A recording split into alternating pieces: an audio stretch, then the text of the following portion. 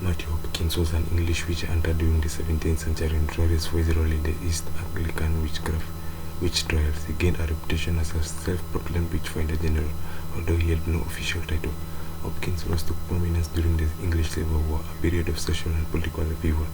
In the early 1640s, Hopkins became involved in witch hunting, inspired by the intense fears of witchcraft that spread through England at the time.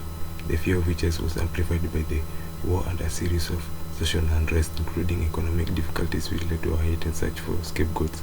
During this time, accusations of witchcraft were often tied to political or personal rivalries.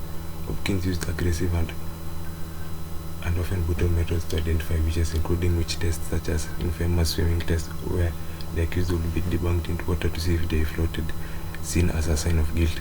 He also relied on coerced confessions exerted through torture in his pursuit. Hopkins was instrumental in the execution of dozens, possibly hundreds of people accused of witchcraft.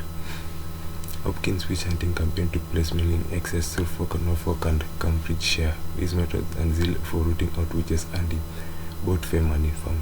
His influence began to wane when public opinion turned against him, especially after he carried out his witch hunts in a particularly vicious manner.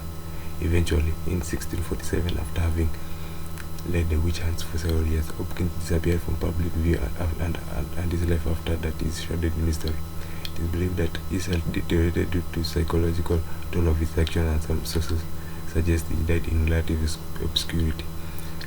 The legacy of Matthew Hopkins remains controversial, while some view him as a tool of the witch trials responsible for the spreading fear and executing non-innocents. Others see him as a figure caught up in the broader witch craze that crippled Europe. Nonetheless, his name is often associated with the darkest period of witch hunting in England.